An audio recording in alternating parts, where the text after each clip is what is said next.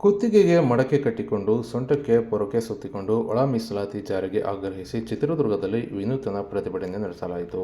ಇದು ಮಾದಿಗ ಸಂಘಟನೆಗಳ ಒಕ್ಕೂಟ ಇವರ ವತಿಯಿಂದ ನಗರದ ಪ್ರವಾಸಿ ಮಂದಿರದಿಂದ ಜಿಲ್ಲಾಧಿಕಾರಿ ಕಚೇರಿವರೆಗೆ ವಿಶೇಷವಾಗಿ ಮೈ ಕೈಗೆ ಬಣ್ಣ ಹಚ್ಚಿಕೊಂಡು ಕೊರಳಿಗೆ ಮಡಕೆ ಕಟ್ಟಿಕೊಂಡು ಸೊಂಟಕ್ಕೆ ಪೊರಕೆ ಸುತ್ತಿಕೊಂಡು ಜಿಲ್ಲಾಧಿಕಾರಿ ಕಚೇರಿವರೆಗೆ ಮೆರವಣಿಗೆ ಮೂಲಕ ಬಂದು ಸರ್ಕಾರದ ವಿರುದ್ಧ ಘೋಷಣೆಗಳನ್ನು ಕೂಗಿ ಆಕ್ರೋಶ ಹೊರಹಾಕಿದ್ದಾರೆ.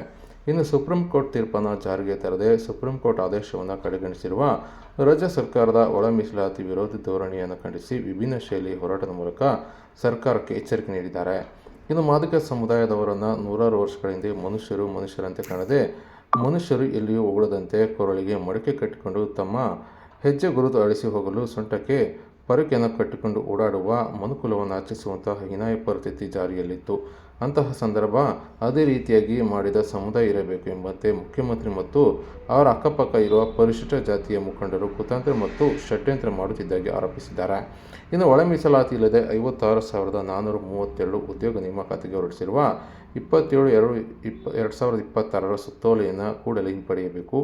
ಒಳ ಮೀಸಲಾತಿ ಅಳವಡಿಸಿ ಶೇಕಡಾ 15ರಷ್ಟು ಮೀಸಲಾತಿಯನ್ನು ಉದ್ಯೋಗ ನೇಮಕಾತಿ ಮಾಡಿ ವಿಶ್ವವಿದ್ಯಾಲಯಗಳನ್ನು ಒಂದು ಘಟಕವಾಗಿಸಿ ಉದ್ಯೋಗ ನೇಮಕಾತಿ ಮಾಡುವ ಪ್ರಯತ್ನವನ್ನು ಕೈಬಿಡಬೇಕೆಂದು ಆಗ್ರಹಿಸಿ ಈ ಒಂದು ವಿನೂತನ ಪ್ರತಿಭಟನೆ ನಡೆಸಿದ್ದಾರೆ.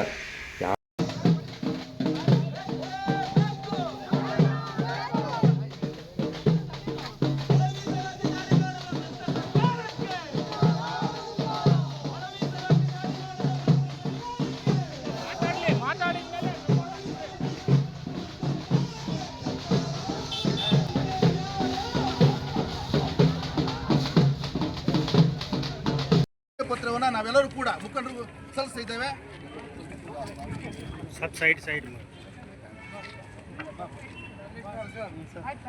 ಸಾಹೇಬ್ರ ಜೊತೆ ಹೊಡಿರಪ್ಪ, ನಂದೊಂದು ಬೀಳ್ಳೆ ಸಾಹೇಬ್ರ ಜೊತೆ ಡಿಸಿ ಆಗಿ ಮತ್ತೆ ನಮ್ಮ ಬರಲಿ, ಬಂದೇ ಬರ್ತಾರೆ. ಅದು ಬರಲಿ.